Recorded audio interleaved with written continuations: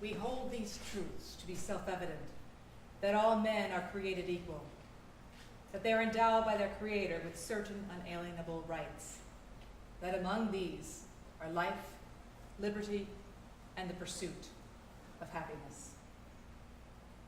These words are the cornerstones that our founding fathers built this unique country we call the United States of America. I have lived my life believing that all men and women have a stake in this country, and only through working together will reach our goals. My name is Susan B. Anthony, and I'm here to share with you a story about a man who has lived his entire life believing that all men and women are created equal, no matter what their race, religion, or gender. Frederick Douglass has been my friend since the days we were neighbors in Rochester, New York in the 1840s. And I would often have tea with him on Sundays after church, and we would discuss the issues of the day, especially regarding slavery and women's rights. This was before we both became known leaders in our respective fields, and eventually Frederick would move to Washington, D.C. He had been born a slave, escaped, and became one of the highest profile figures and leaders of the abolition movement. My friend Elizabeth Cady Stanton remembered the first time that she saw him speak.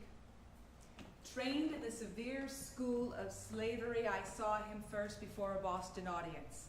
Fresh from the land of bondage, he stood there like an African prince, conscious of his dignity and power, grand in his physical proportions, majestic in his wrath, as with keen wit, satire, and indignation he portrayed the bitterness of slavery, the humiliation of subjection to those who in all human virtues and capacities were inferior to himself. Thus I first saw him and wondered, as I listened, that any mortal man should have ever tried to subjugate a being with such marvelous powers, such self-respect, and such intense love of liberty. Frederick became famous with his pen, as well as his speeches, and eventually became a consultant to 5 presidents, most famously Abraham Lincoln. He was a self-educated, widely read man who would be recognized as a premier orator and statesman of his time. Yet even with all of that success and notoriety, he still remained the principled, honest, down-to-earth man who raised a wonderful family and treated all people with respect.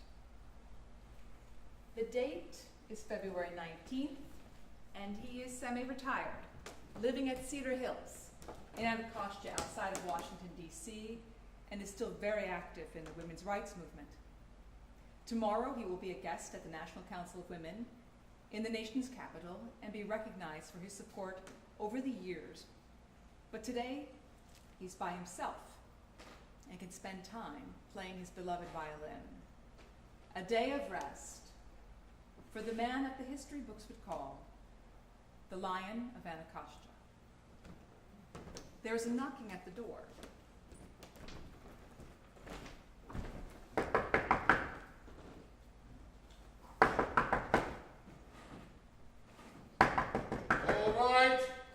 All right. Coming.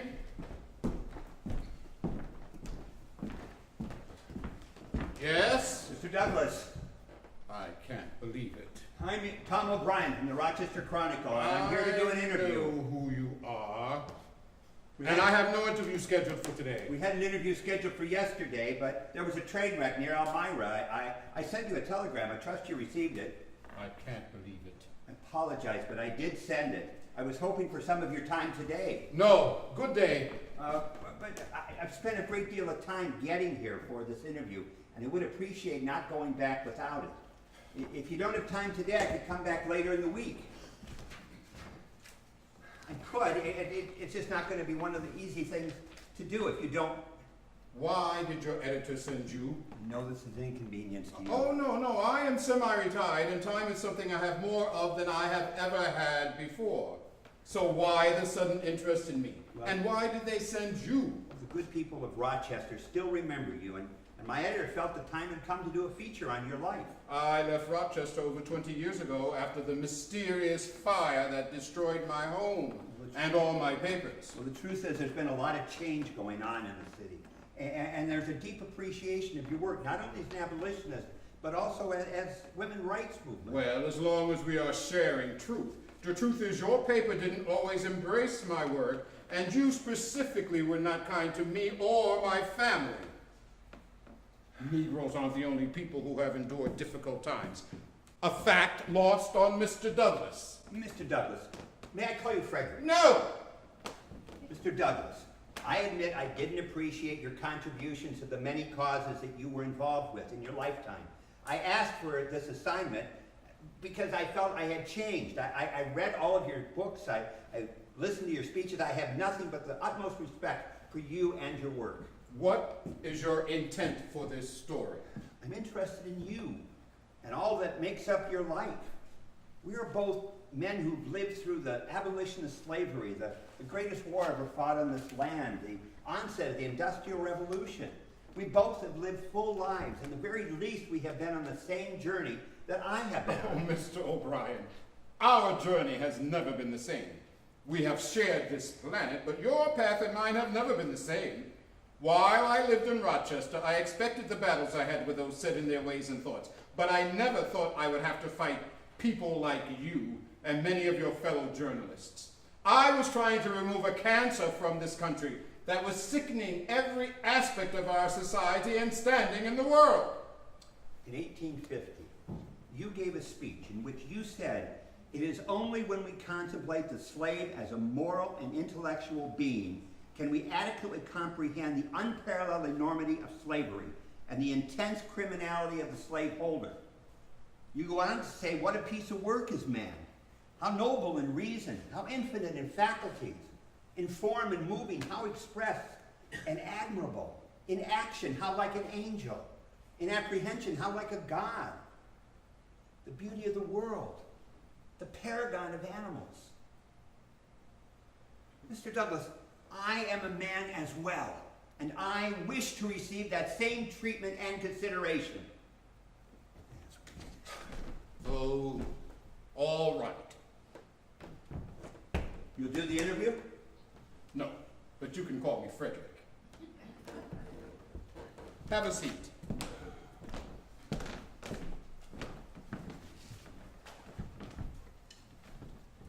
Thank you for your time today. I'd like to begin by clarifying your birth name. You do have a thing about names. You were born Frederick Augustus Washington Bailey. When did you change it? You said you read my book? Well, I don't remember the exact day and time, but the why is very clear. Why? Ever hear of the Fugitive Slave Act of 1793? Yes, it's the act that was passed by Congress to give effect to the Fugitive Slave Clause, the Constitution that guaranteed the rights of slaveholders to recover an escaped slave, I believe. Very good. It authorized slave owners to cross state lines to retrieve their property. Slave owners could go before any local magistrate or federal court to prove ownership. The slaves had no rights to a trial, a hearing, or even the right to testify on their own behalf. Now, in practice, many slave owners never bothered going before a magistrate, but instead just captured the fugitive and returned home. And you escaped from your owner on September the 23rd, 1838, and ended up in New York State? I will tell you that I boarded a crowded northbound train to Philadelphia, and after a train ride, a boat, a ferry, a night train, and finally another ferry with papers borrowed from a retired black sailor, I arrived in New York, a free man. Where did you go after you escaped? I had just met Anna, my first wife. She helped me escape, and we married and moved to New Bedford, Massachusetts. To disguise my true identity, I changed my name, so Frederick Bailey became Frederick Douglass, named after the Scottish lord and Sir Walter Scott's poem, The Lady of the Lake. Does that cover the name issue? Yes, thank you. It must have been hard to leave your family. Didn't have a family. Master slaveholders don't go much for big slave families. Makes them very nervous. Then may I ask you about your mother, please? My mother was Harriet Bailey. She was the daughter of Isaac and Betsy Bailey, both colored and quite dark. My mother was of a darker complexion than either my grandmother or grandfather. Did you know your father? Might have worked for him. My father was a white man. He was admitted to be such by all I ever heard speak of my parentage. Now, you were separated from your mother? My mother and I were separated when I was but an infant, before I even knew her as my mother. And was this a common custom in slave families? It is a common practice to part children from their mothers at a very early age, frequently before the child has reached its 12th month. Its mother is taken from it and hired out on some farm a considerable distance off, and the child is placed under the care of an old woman, too old for field work. Now, did you see her often, your mother? I saw my mother no more than four or five times in my entire life, and each of those times was very short in duration and at night. She made her journeys to see me in the night, traveling the whole distance on foot after the performance of her day's work. She was a field hand. Now, did her master give her time off when she did come to visit you? She would get a whipping if she wasn't back in the field at sunrise. The only exception would be if a slave has special permission from his or her master to the contrary, a permission which they seldom ever got, and one that gives to him, the slave owner, the proud name of being a kind master. I haven't talked about this for a very long time. Do you want to change to another topic? I just have a couple more questions here. Let's get it over with. Get you out of here quicker and me back to my music. You were very young, but do you remember anything about her visits? I do not recollect ever seeing my mother by the light of day. She was with me in the night. She would lie down with me and get me to sleep, but long before I waked, she was gone. Very little communication ever took place between us. My mama died when I was about 7 years old on one of my master's farms near Lee's Mill. I was not allowed to be present during her illness. After she died, I was moved several times until I landed at the home of the Aulds. That's A-U-L-D. Mrs. Auld was very kindly commenced to teaching me to learn the ABCs, and then she assisted me in learning to spell words of 3 or 4 letters. Just at this point of my progress, Mr. Auld found out what was going on and at once forbade her to instruct me further, telling her that, among other things, it was unlawful and as well unsafe to teach a slave to read. To use his own words, if you give a nigger an inch, he'll take an L. They should know nothing but to obey their master, to do as they are told to do. Learning would spoil the best nigger in the world. Now, said he, if you teach that nigger, speaking of myself, how to read, there would be no keeping him. It would forever unfit him to be a slave. He would at once become unmanageable and of no value to his master. As to himself, it could do him no good, but a great deal of harm. It would make him discontented and unhappy. These words sank deep into my heart, stirred up sentiments within that lay slumbering, and called into existence an entirely new train of thought. I now understood what had been the most perplexing difficulty, to wit, the white man's power to enslave the black man. From that moment, I understood the pathway from slavery to freedom. Once you learn to read, you will be forever free. I never realized it was unlawful to teach a slave to read. Well, no one did. It's ironic the greatest fear of a slave owner was an educated slave. Oh, they were so concerned about our welfare that they didn't want us to be discontented with all that knowledge. Let's move on. So you escaped in 1838 and started a new life. From 1838 to 1841, I worked in the shipyards of New Bedford, Massachusetts.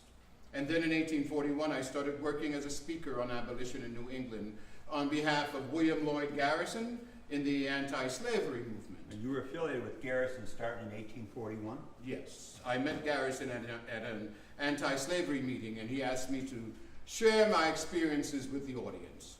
People were very responsive, and I developed a true following very quickly. Now, where did Garrison stand on abolition?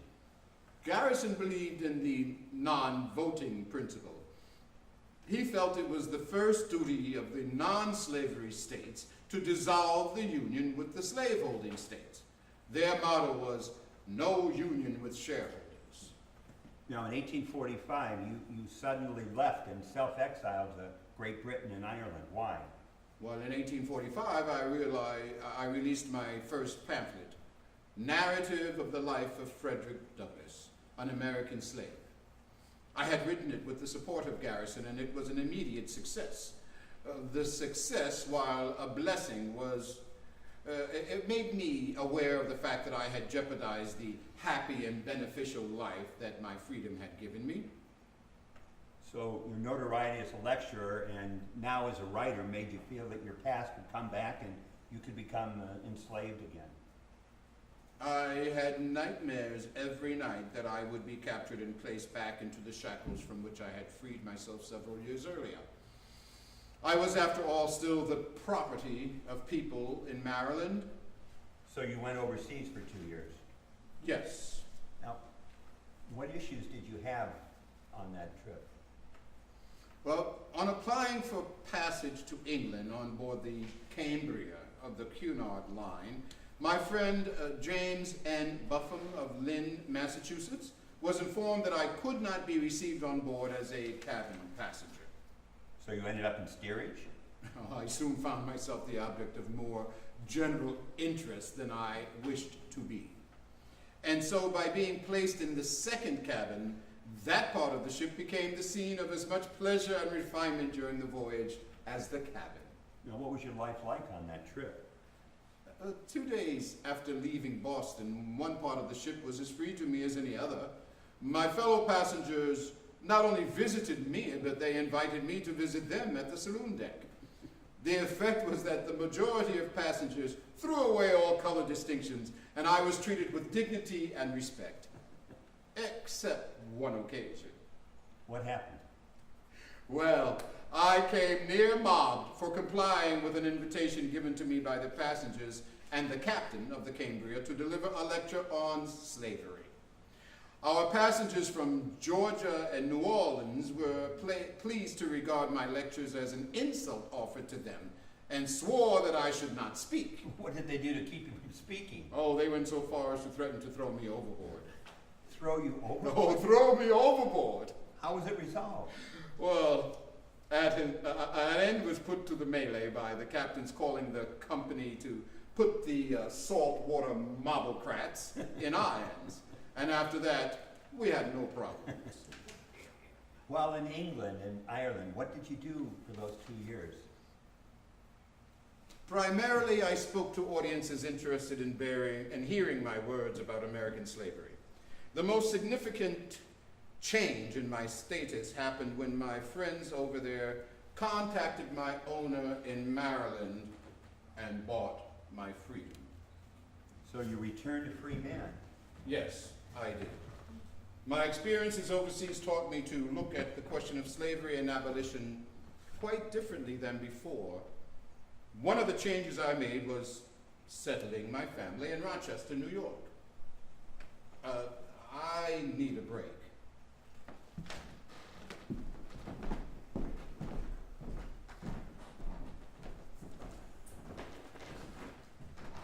Our family moved to Rochester in 1845.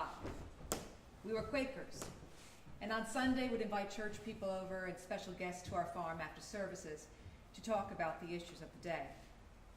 We invited Frederick Douglass and William Garrison to our group, and they came and spoke several times about the abolition movement. I became an abolitionist, and it was the start of the teas that Frederick and I would share for years to come. 6 years later, the Rochester Women's Anti-Slavery Club was formed, calling itself the Rochester Sewing Club. And their purpose was to raise money selling articles they made and inviting famous guest speakers. On the 4th of July in 1852, Frederick was invited to speak at one of their bazaars, and the money's going to support activities related to the movement. He was asked to speak about the topic, what the 4th of July meant to the slaves. He gave a sterling speech that would establish him as the true voice of abolition in Western New York and would change his status overnight.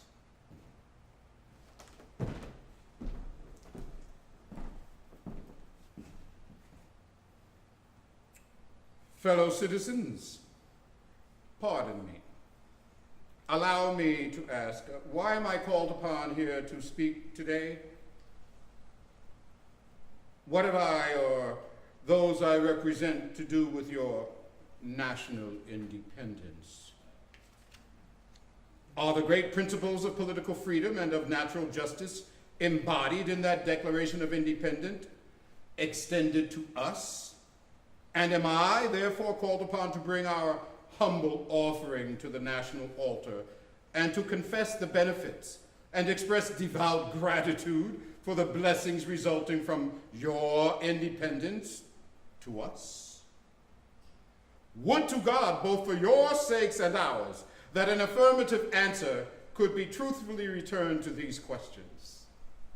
Then would my task be light, and my burden easy and delightful.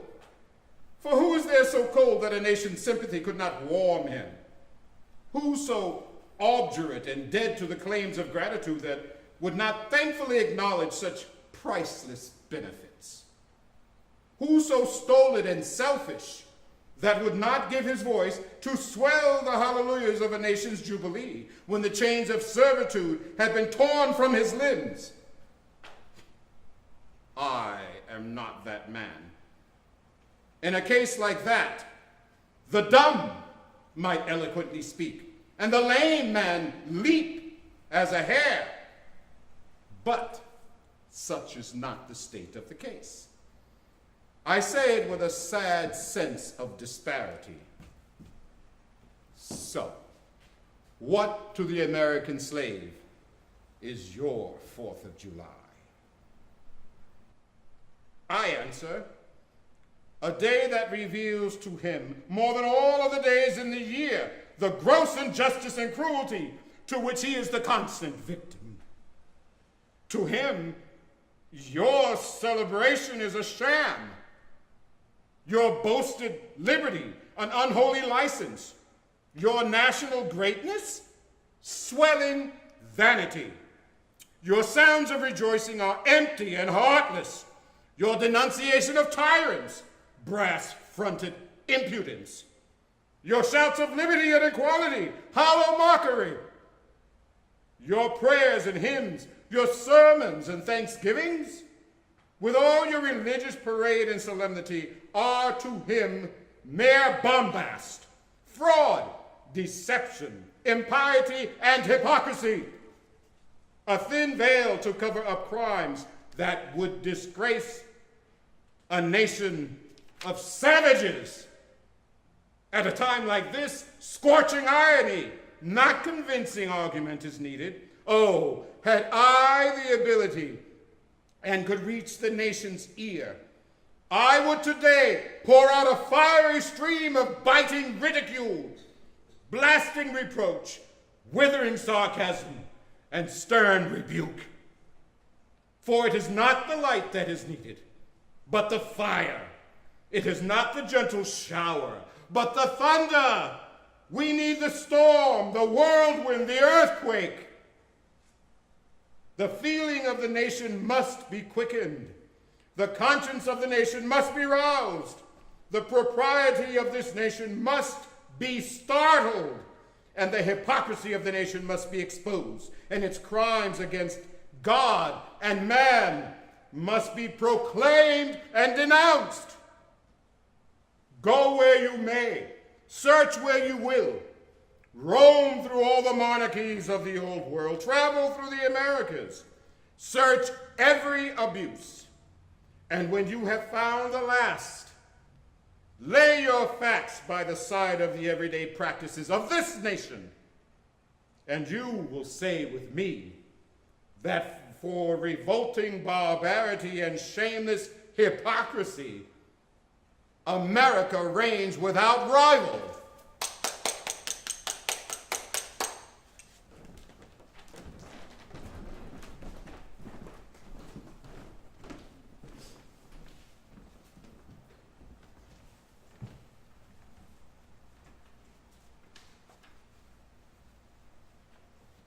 How did you decide on moving to Rochester, New York? Well, I came back feeling that I needed to put out a newspaper. From motives of peace, instead of issuing my paper in Boston, among my New England friends, I came to Rochester, Western New York, among strangers where the circulation of my paper could not interfere with the local circulation of the Liberator and the Standard, Garrison's papers. How did Garrison take this? Well, at first he was very supportive. I was, on the anti-slavery question, a faithful disciple and fully committed to his doctrine, teaching the pro-slavery character of the Constitution of the United States and the non-voting principle of which he is the known and distinguished advocate. And you stayed loyal to him? Well, with Mr. Garrison, I held it to be the first duty of the non-slaveholding states to dissolve the union with the slaveholding states, and hence my cry, like his, was no union with slaveholders. With these views, I came into Western New York, and during the first 4 years of my labor here, I advocated them with pen and tongue according to the best of my ability. Did your view change over time? Around 1851, upon a reconsideration of the whole subject, I became convinced that there was no necessity for dissolving the union between the northern and southern states, that to seek this dissolution was no part of my duty as an abolitionist, that to abstain from voting was to refuse to exercise a legitimate and powerful means for abolishing slavery, and that the Constitution of the United States was not only contained no guarantees in favor of slavery, but on the contrary, it is, in its letter and spirit, an anti-slavery instrument. Now, this was a radical change for you. It was a radical change in my opinion, as well as the actions logically resulting from that change. How did this impact your relationship with Garrison and his followers? Well, to those who I had been in agreement and in sympathy, I was now in opposition. What they held to be a great and important truth, I now looked upon as a dangerous error. A very painful and yet a very natural thing now happened. It must have been very hard for them to see you leave their group. It was a chasm that was never bridged.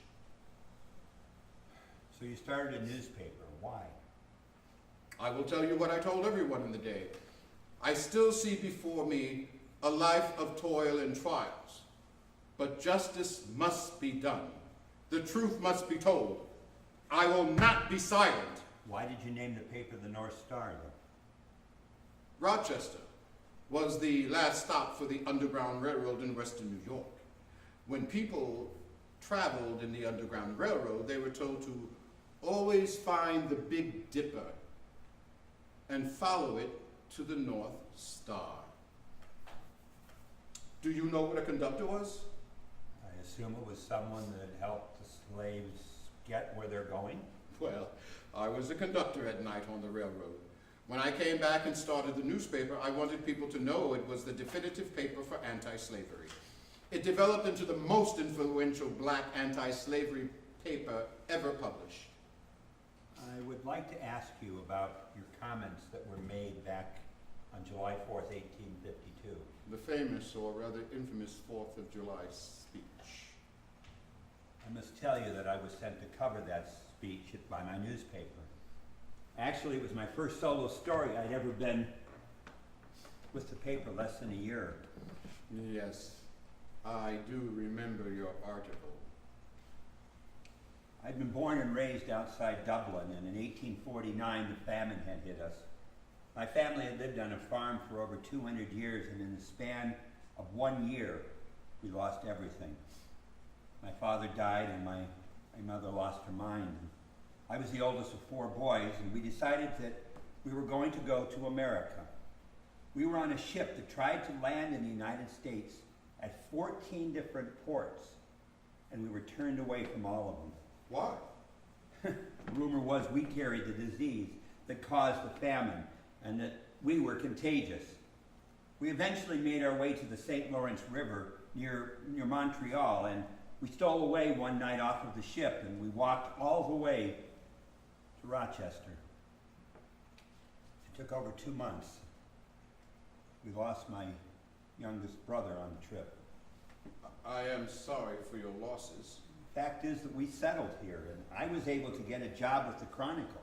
Initially, I was a runner, but I worked my way up, and when I got my first assignment, it was the 4th of July speech you were giving.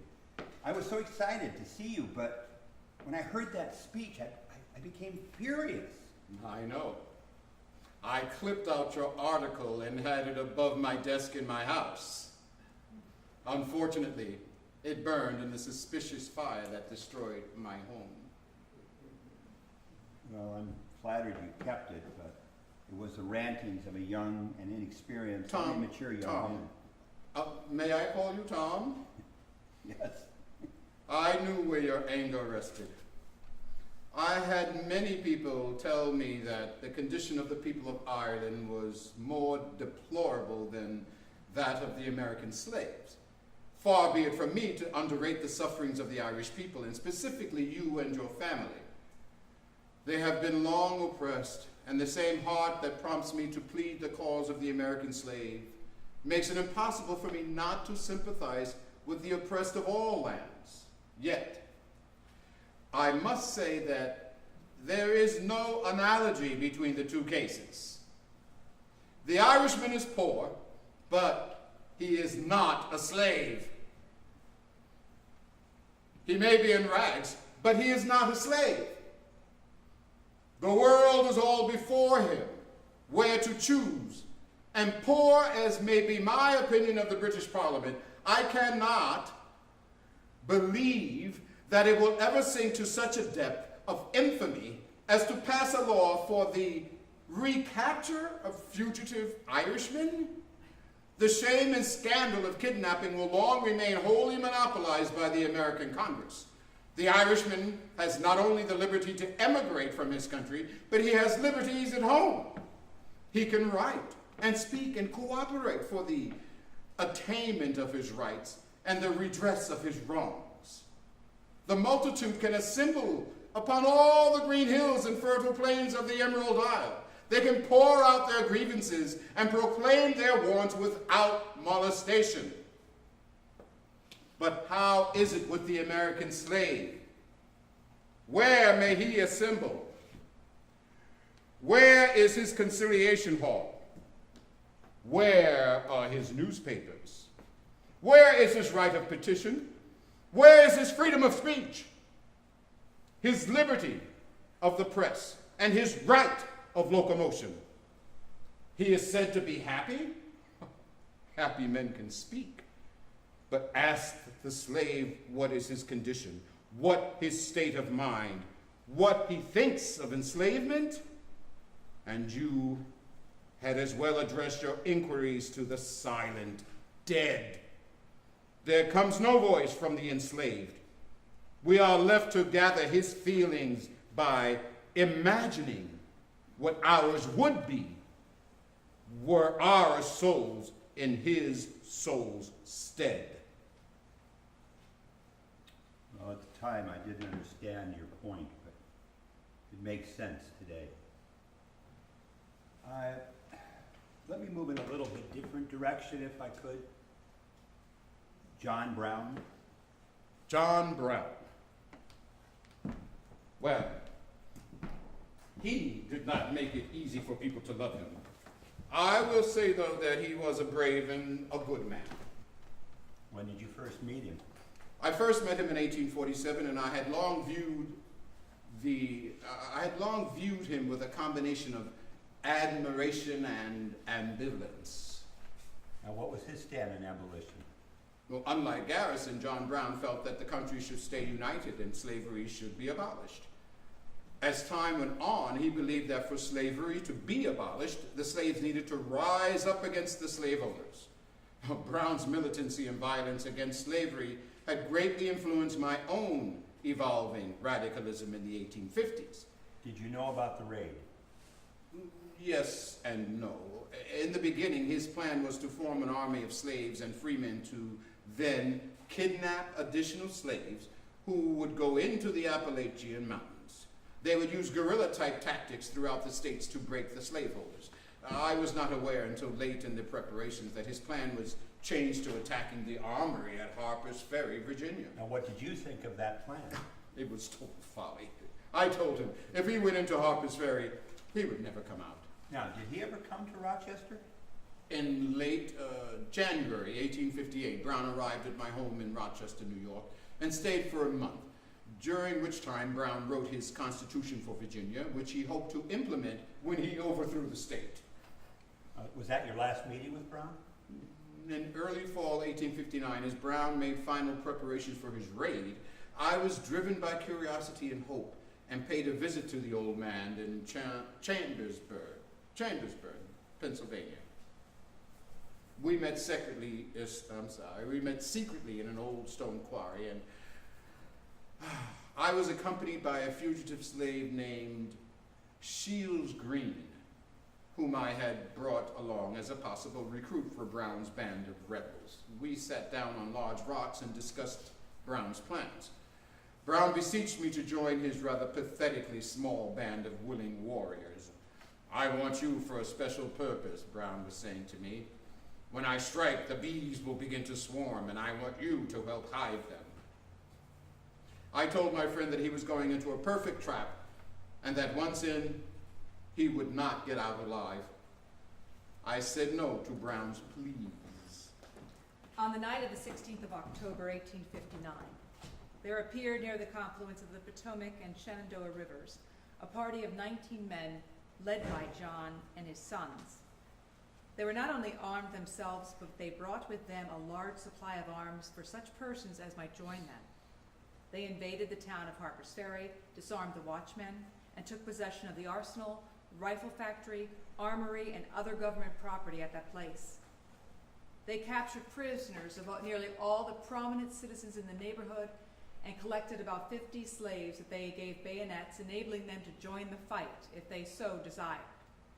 In addition, they killed 3 men, proclaimed general emancipation, held the ground more than 30 hours, and were subsequently overpowered and nearly all killed, wounded, or captured by a body of the United States troops under the command of Colonel Robert E. Lee, later to become General Robert E. Lee of the Confederate Army. 3 out of the 19 invaders were captured while fighting, and one of them was John. At the time of his capture, they thought he was mortally wounded and feared he might die before trial. The opportunity to give him an example of slave-holding vengeance would be lost. His captors hurried him to Charleston, 10 miles further within the border of Virginia, and placed him in prison strongly guarded by troops. He was subjected to a nominal trial, convicted of high treason and inciting slaves to insurrection, and was executed on December 2nd, 1859. His corpse was given to his woe-stricken widow, and she, assisted by anti-slavery friends, took the remains to North Elba, Essex County, New York, and there his dust now reposes amid the silent, solemn, and snowy grandeurs of the Adirondacks.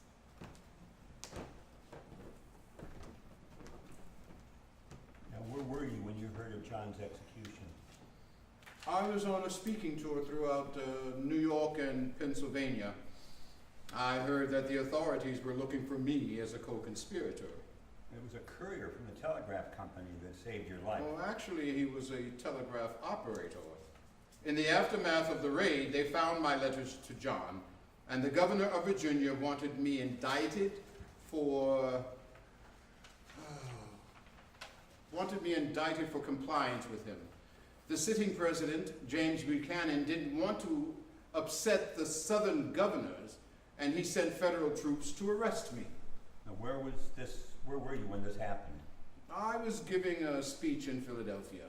The telegraph operator was an abolitionist and received the telegraph authorizing the sheriff to arrest me.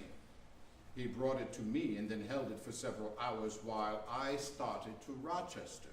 Now, I assume the authorities would have targeted Rochester. Well, so did I. So when I reached Rochester, the Underground Railroad smuggled me across Lake Ontario by night to Canada, where I eventually made my way to England. And you stayed there for 2 years. No. Until March 1860, when I received word that my youngest daughter had died. I immediately turned around and came home. You cannot include this in your article. I've never shown this to anyone before. To my dearest Annie, my youngest child. I can remember the first time you grasped my index finger, fresh from the womb. Your small voice cried loud as I held you in my arms. Annie, you were as beautiful as roses and daisies in a spring garden. Your voice spoke to me quietly in a language that I didn't understand. Inside my heart, I knew you wouldn't have to slave for freedom as much as I did. My youngest love, my youngest life, you remind me of the ocean. As I write this letter, the waves rock this ship like your cradle rocked you when I was too busy with your 4 older siblings. I sit on deck and watch the waves. I think of your ways, soft and calm, at times rough and fast, but always a wonderful sight to see. Just last month, when you were drawing a picture of your baby doll, I disturbed you, asking you to pick up your shoes. The tone of your voice was sweet even when you didn't want to be bothered. Why, I would have done anything for you. I learned that from my own mother. She went through a 24-mile walk after work just to come see her son, your father. She worked in the fields on another plantation while the other children and I stayed 12 miles away. I think of her long journey as I cross the Atlantic Ocean, once again placing my life in danger, weeping that your earthly life has ended.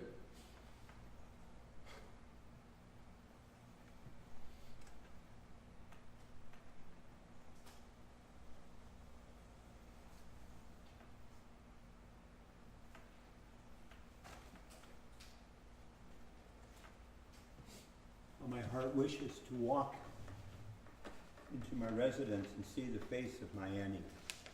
Those eyes like your mother's that sparkle in the moonlight, those pretty white teeth that shine in the dark, and the graceful smile to which no other can compare. I know inside my heart that everything happens for a reason. I'm so sorry I could not have been in your presence, to adore you with my love, to kiss your cheek as your soul passed to the next life. You must understand why I was away the day you died, only 8 years old. You won't know the name John Brown or the meaning of the word abolition and justice, but these are some of the reasons I was away. John Brown's skin was white, but his soul was pure. His heart was set on one goal: abolishing slavery. He too is now dead. Our country wants me to join him. I know of his plot to attack Harper's Ferry, to take over the weapons there, and to wage war against the slaveholders. I told no one about this plot. And for that, this country, which declares itself a defender of the pursuit of life, liberty, and happiness, accuses me of treason. I do not regret my silence about Brown's plot. I only regret its failure, his death, and most of all my absence as you took your last breath. So now I journey again, The water, the source of life, gives me little comfort. I return to a country stuck in greed and evil. I also return with the hope of freedom, citing for freedom for all people. Your untimely departure tells me where I must remain, reinforces my determination, my conviction that I will never be free until all my people are free. Thank you for this gift you've given me, and forgive my absence at your departure. Love always, your father, Frederick A. Douglass.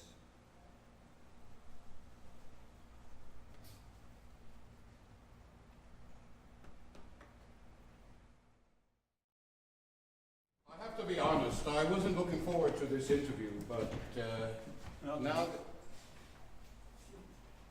to be honest, neither was I. I always thought you were a bit arrogant. Well, I am. And so are you. Oh, print that and I will sue you. Not if it's true. Good point, Tom. Thanks, Frederick.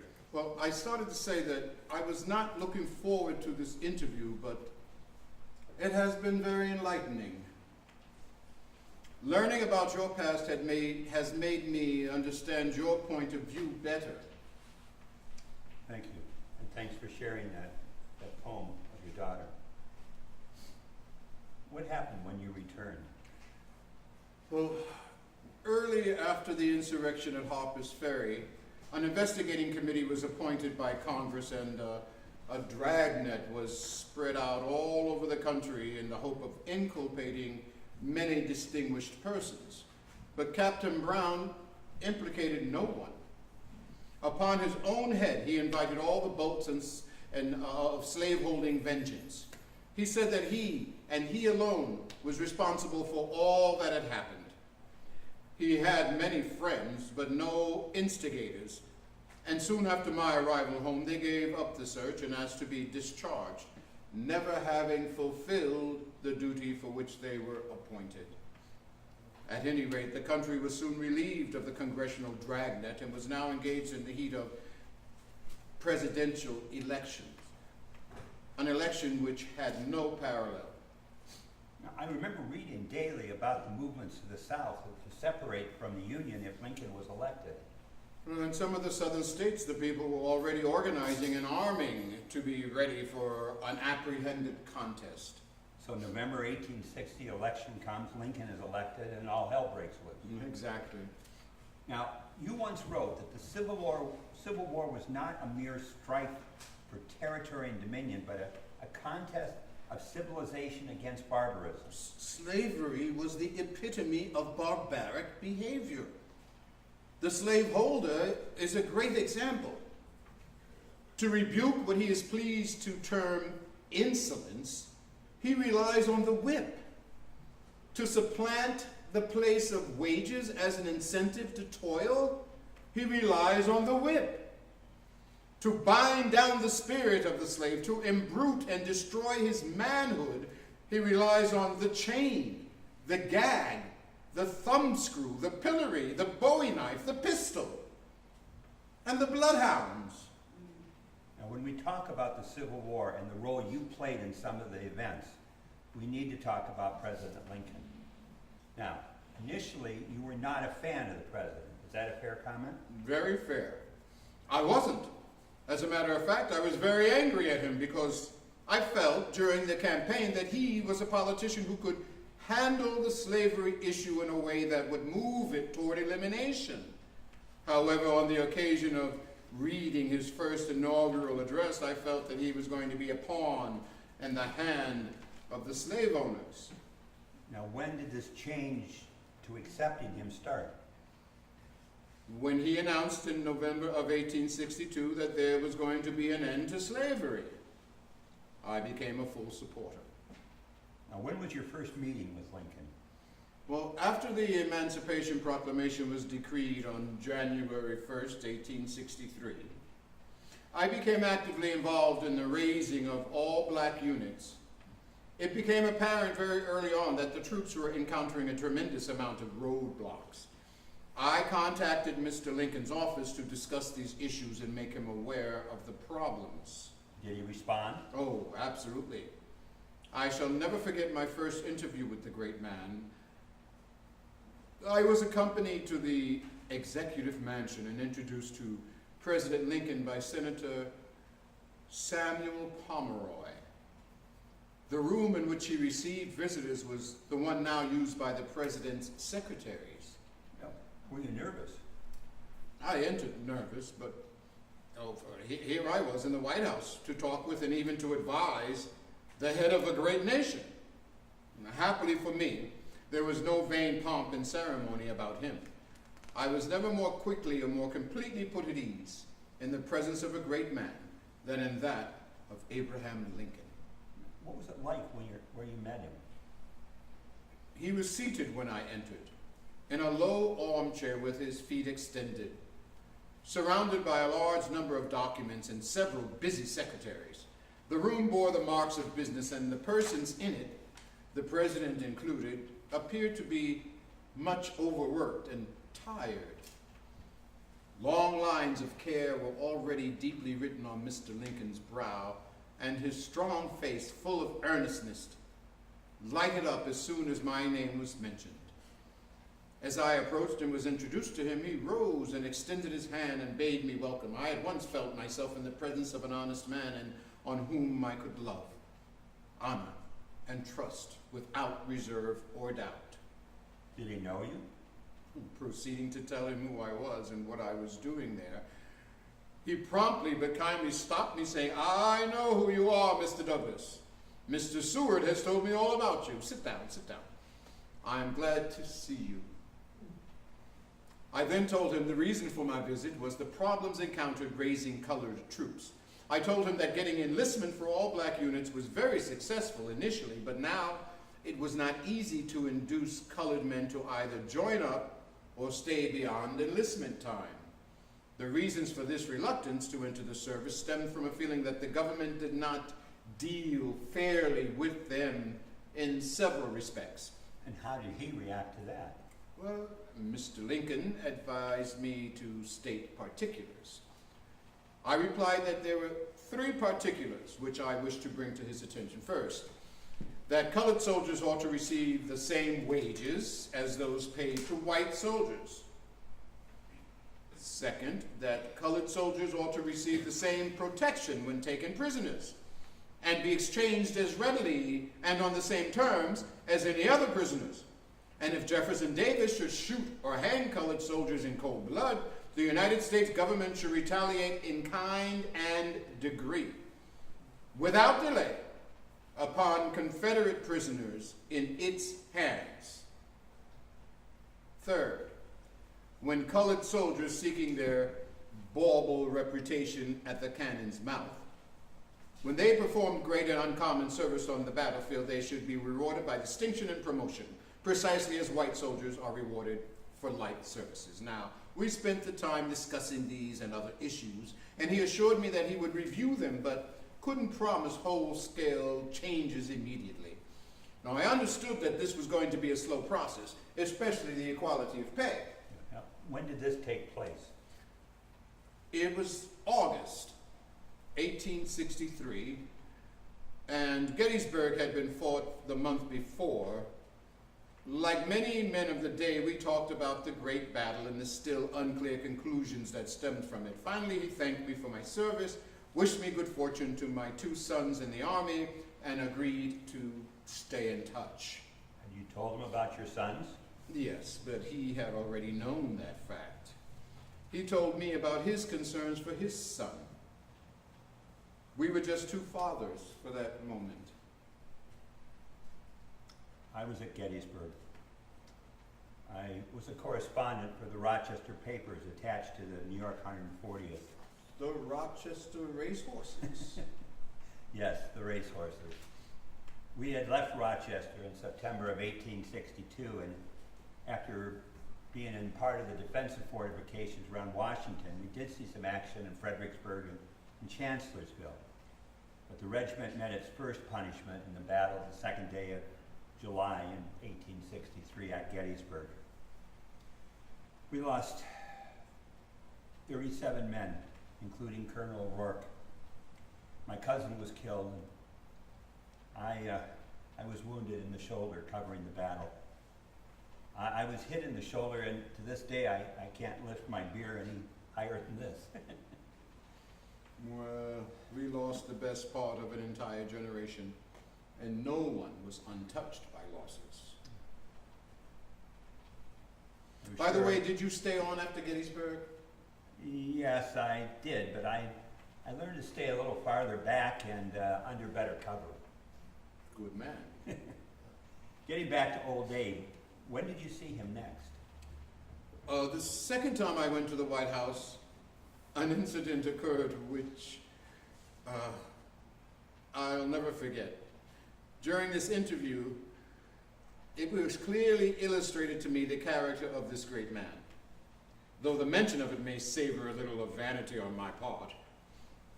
While in conversation with him, his secretary twice announced, "Governor Buckingham of Connecticut," one of the noblest and most patriotic of the loyal governors.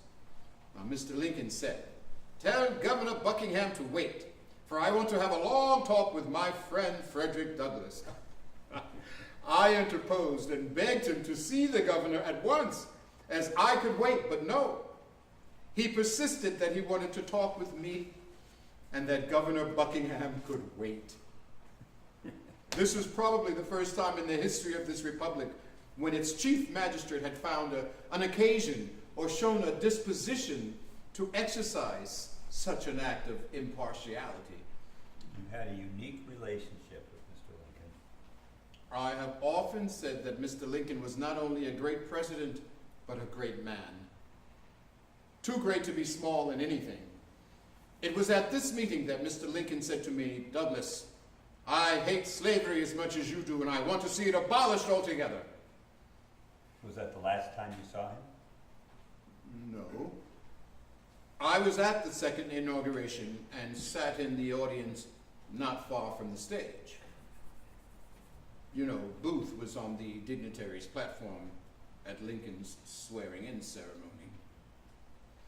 Upon reaching the Capitol, I took my place in the crowd where I could see the presidential procession as it came upon the east portico, and where I could hear and see all that took place. Now, the whole proceeding was wonderfully quiet, earnest, and solemn. From the oath as administered by Chief Justice Chase to the brief but weighty address delivered by Mr. Lincoln, there was a leaden stillness about the crowd. The address sounded more like a sermon than a state paper. Now, what exactly happened after the ceremony?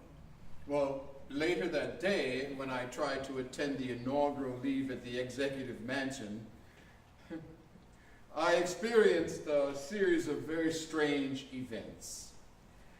For the first time in my life, I suppose the first time in any colored man's life, I attended the reception of President Lincoln that evening.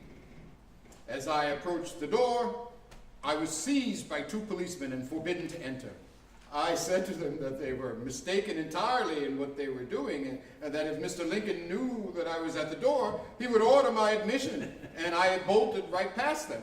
Now, on the inside, I was taken charge of by two other policemen, to be conducted, as I supposed, to the president.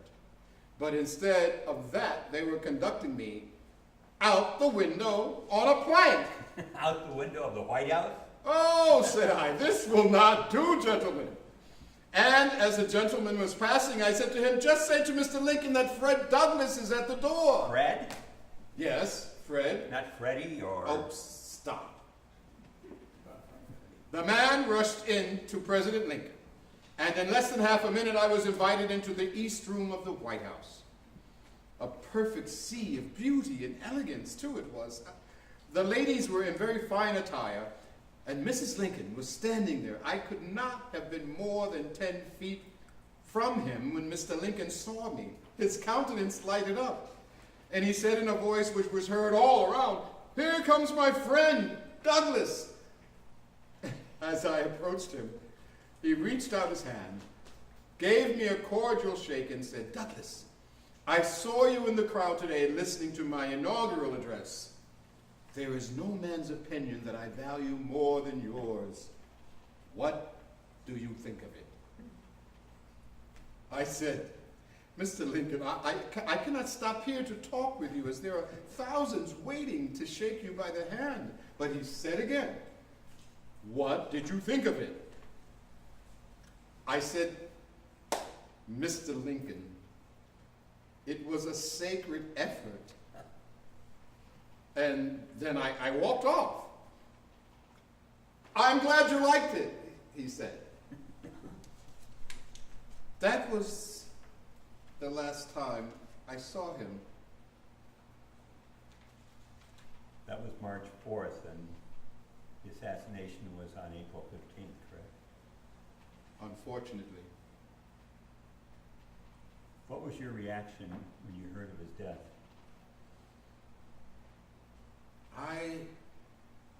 I was in a daze.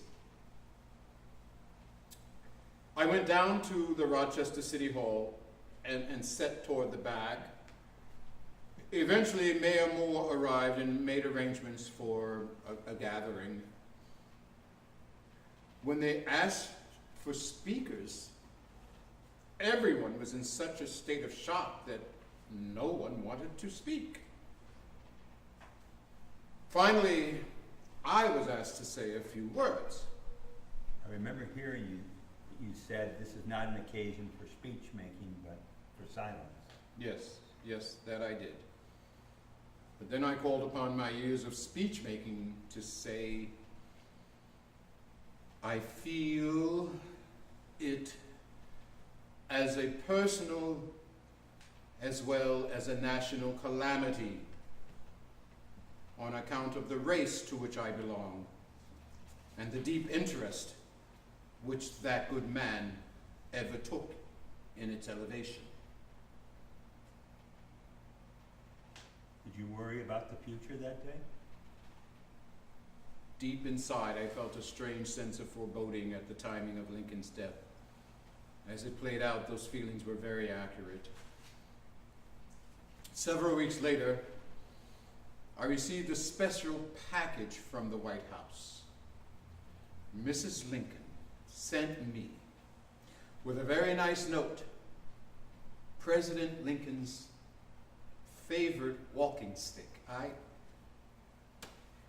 was so moved by the gesture that I wrote her and told her it would be kept in a very special place as long as I live. It began a friendship with Mrs. Lincoln that would last until her passing in 1882.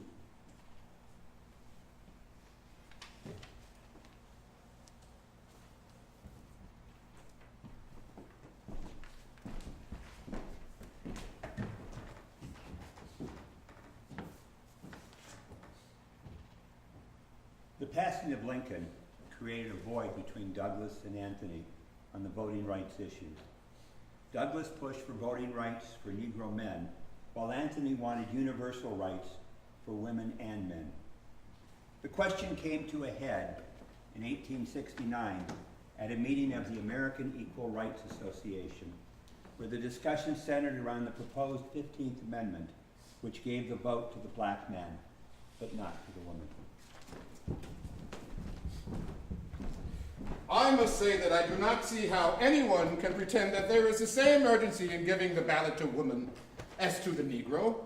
With us, the matter is a question of life and death, at least in 15 states of this union. When women, because they are women, are hunted down through the cities of New York and New Orleans, when they are dragged from their houses and hung upon lampposts, when their children are torn from their arms and objects of insult and outrage at every turn, when they are in danger of having their homes burnt down over their heads, when their children are not allowed to enter schools, when they will have an urgency to obtain the ballot equal than our own. Is that not all true about black women? Yes, of course. It is true of a black woman, but not because she is a woman, but because she is black.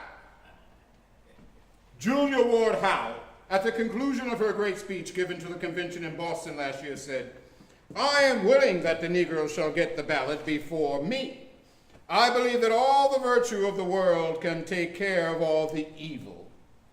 I believe that all the intelligence can take care of all the ignorance. I am in favor of women's suffrage in order that we all have the virtue and vice confronted. The question of precedence has no place on an equal rights platform.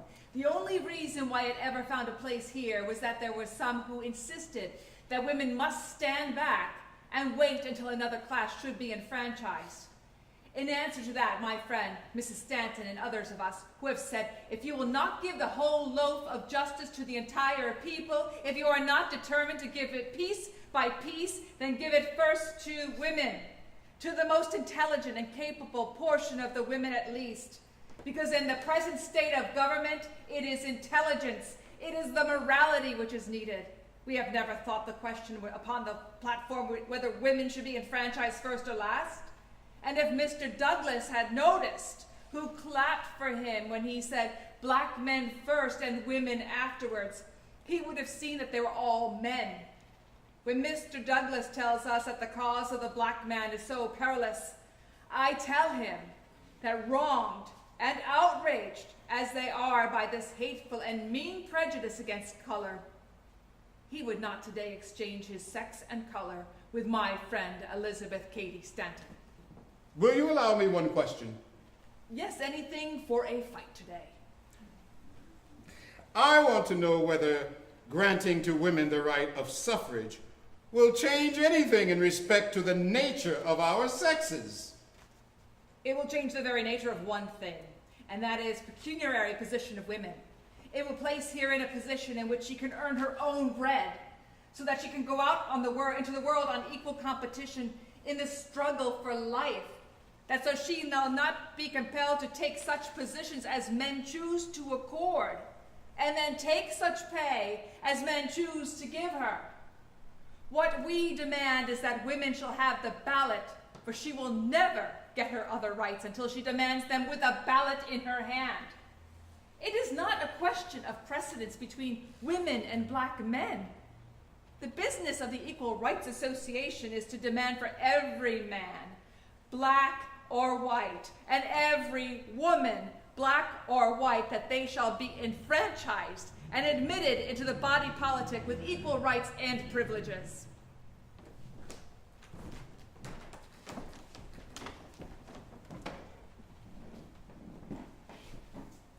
After this exchange, Stanton and her other supporters would walk out of the meeting and form their own organization, the National Women's Suffrage Association.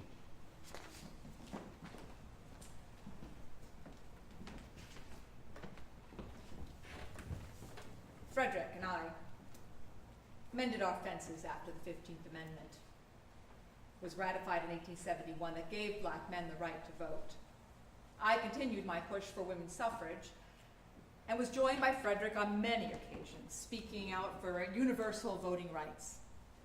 The women's movement had invited Frederick to our meeting, which was scheduled for tomorrow. I arrived in Washington for the council conference late in the morning of February 19th, and after checking into my accommodations, I took a carriage to Anacostia to visit Frederick. I never expected what I saw when I arrived at Cedar House. Well, this is a pleasant surprise. Tom, may I introduce Susan B. Anthony? Mr. Hello, O'Brien, Miss Anthony. what are you doing here? I was just chatting with my friend Frederick, or is it Fred? Friend? Well, perhaps I'm expansing the word friend a little bit. I was interviewing Frederick for an article that I was asked to write. Did you know it was going to be him? Well, You did him and his family poorly in the past. I can't not believe they sent you. Susan, it's fine. He has done an excellent job so far, and he is going to let me read the article before he prints it, right, Tom? Yes, that's correct.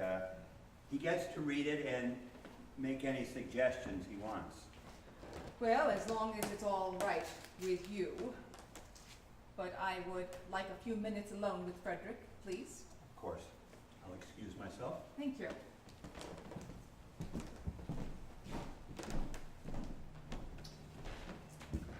You look great, by the way. Well, thank you. Not bad for a suffragist, and you look fabulous. Oh, for a man of indeterminate age. Well, you know, when a slave is born... Yes. They don't record the time and the date, so you never had a birthday to celebrate. Picked February 14th, 1818. Well, happy birthday. Well, thank you. And if my memory serves me correctly, you have celebrated one the following day. Happy belated birthday to you. Well, you know, I stopped keeping track a few years back.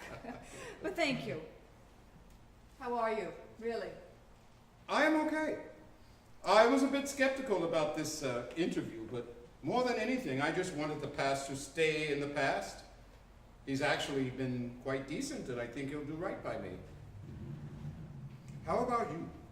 Are you still getting all of the journalists repeatedly asking you to explain why you never married? Yes, and I give them the same answer. It always happened that the men I wanted were those that I could not get, and those who wanted me, I wouldn't have. Does that still work? Well, if they push the issue. I tell them besides, I never found a man that was necessary to my happiness. I'm very well as I was. How's Katie doing? She's, fighting some health issues, but she's fine. Is she going to make it tomorrow? No. But she said to say hello to you. How's Nancy? Good. I think the world is finally getting used to a black man married to a white woman, so the stories have died down. I thought O'Brien was here to dredge that back up, but he hasn't even mentioned it. Let me fix you a cup of tea. Oh, I would love one, but I need to get back. Thank you. Is everything okay? Honestly, Katie and I are moving apart. She says that she's becoming more of a rebel as I'm becoming more conservative. It happens. Look at me in Garrison. Well, of course. She's writing something that will form a rift in the movement. The Women's Bible is a two-part book she has written with a committee of 26 women to challenge the traditional position of religious orthodoxy that women should be subservient to men. She wants to promote a radical, liberating theology, one that stresses self-development. Is the movement heading in that direction? Well, no. And I wrote the other day to Clara Barker Colby, of all of Katie's great speeches, I am always most proud of her Bible commentaries. I am not proud either of their spirit or their letter. But I shall honor and love her to the end, whether her Bible pleases me or not. I'm sorry you are in this position. Me too. Anyway, we were discussing President Lincoln when you came in, and my meetings with him during the war. Oh, if he had lived, how much different would our world be today? Universal suffrage may have had a chance, and then we would have been on opposite sides of the fence. Lincoln's death had an impact on our causes in so many ways. I still think about those days, after the assassination and the next 5 years. I'll always remember that when the war ended and Lincoln died, and Johnson gave in to all those looking for reprisal against the South, and it forced everyone to be at odds with everyone. Lincoln's plan had been one of forgiveness and rebuilding, and with it would have been the women's issues. I was in favor of universal suffrage, but knew that the world was not ready to give black men and all women the right to vote. That was where we separated, and we were on opposite sides of a very important issue. Once the black man received the right to vote in 1870, with the ratification of the 15th Amendment, the emphasis went back to universal suffrage. Which I reached when I would at last have the satisfaction of seeing my completed ballot drop through the opening of a ballot box. It happened in Rochester in 1872, if I'm not mistaken. And it created quite a controversy. My trial for illegal voting that followed would create an opportunity for me to spread my arguments for women's suffrage to a wider audience than ever before. And I voted for Ulysses S. Grant because he was very sympathetic to the women's issues. We all remember the trial, but my favorite part was your words to the judge when he pronounced sentence on you. The sentence of the court is that you pay a fine of $100 and the costs of prosecution. And I replied, "May it please your honor, I shall never pay $1 of your unjust penalty.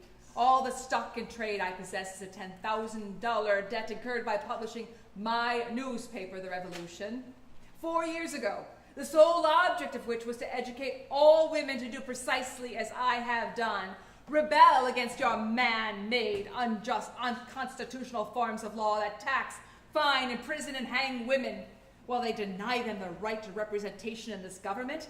And I shall work on with might and main to pay every dollar of that honest debt. But not a penny shall go to this unjust claim. And I shall earnestly and persistently continue to urge all women to the practical recognition of the old revolutionary maxim that resistance to tyranny is obedience to God." Oh, you sounded so like me in my glory days on the abolition circuit. I am looking forward to tomorrow. As am I. Now, I need to run, but I will see you tomorrow, and come early, and we can talk some more. Oh, we'll be there. Goodbye, Miss Anthony. Good day, Mr. O'Brien. It was a pleasure seeing you again. Do him right. I will.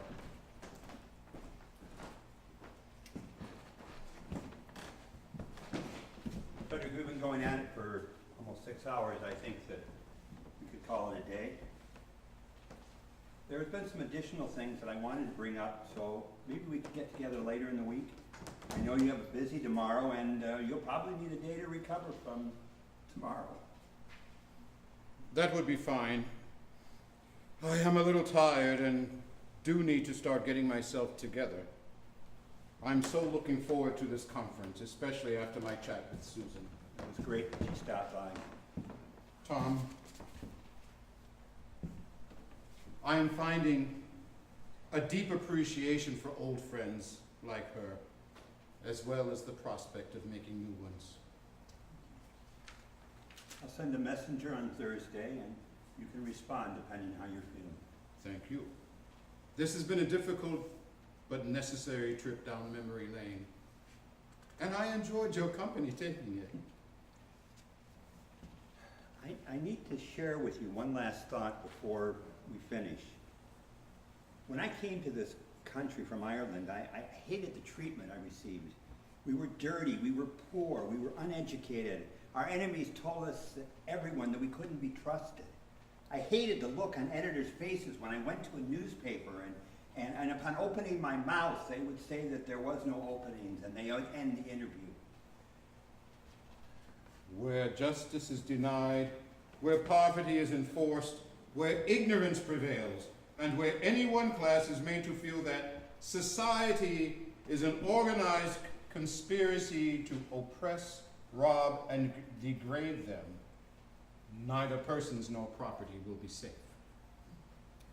I did realize that with a new set of clothes, a little work on losing my brogue, and anglicizing my name, I could be like everyone else walking down the street and be accepted. Very true. But you could never do that. I changed my name. But you had to be out there in plain sight. Well, it is hard for me to hide my 6'2" frame anywhere, anyway. What I mean to say is, I know what you mean, and I appreciate your insight. I told you when I first came here, And interrupted my violin concert? I interrupted your violin concert, that I had gained a newfound respect for you. And I've raised that even more today. When we have taken the time to get to know each other, we have. The veil is lifted. What do you think of our country going forward? I am filled with optimism, as well as some real concerns that while slavery was abolished, it was only the first battle in recognition and equal treatment for both women and black people. Do you think we'll ever truly reach our goal? Our goal. That all men, make that people, are truly seen as equal? No. But there will come a time when there will be more people that believe it should happen than those who don't. But not in our lifetime. Who knows? One day, we may have a black or even a female president. Amen. Amen.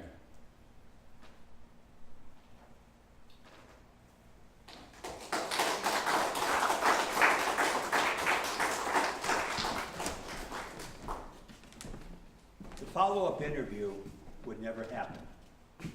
The next day, Frederick Douglass would attend the Women's National Conference and sit next to Susan B. Anthony. He would be recognized and given a standing ovation. Later that day, he would return home, and after excitedly sharing the day's occurrences with his wife, would sit down before going out on a speaking engagement. He would suffer a massive stroke or heart attack, and he died in a few hours. Word spread quickly of his passing, and the next day the New York Times had the obituary on page 1 that included an extensive tribute to the man and his life. I heard the news from a messenger sent to me from Frederick's wife, and I spent the next several days grieving my friend's passing. The funeral took place in Washington, D.C. several days later and was dubbed by the New York Times as the tribute of two races. They wrote, "Not since the unveiling of the Lincoln Emancipation Statue in 1878 has there been such a general gathering of colored people to pay tribute to the benefactor of their race as was witnessed today in and about the Metropolitan African Methodist Episcopal Church, where the funeral of Frederick Douglass took place. The body was taken from Cedar Hill near Anacostia, the home of the deceased, at 8 a.m. and reached the church by 9:30. From that hour until 1:30 this afternoon, thousands of persons, including many white people, passed in double file through the building and viewed the body, which was in charge of a guard of honor composed of members of the colored camp of the Sons of Veterans. The body was taken by funeral train back to Rochester and laid in state for 3 days at the Calvary Baptist Church, where hundreds of people paid their last respects. He was buried at Mount Hope Cemetery in Rochester." The great voice of Frederick Douglass was silenced that day, but the words and the power and the passion that changed a nation resonates throughout that land and stands like the northern star to guide us toward a world where all people are treated equally. The Lion of Anacostia lives on wherever people fight for human rights for everyone.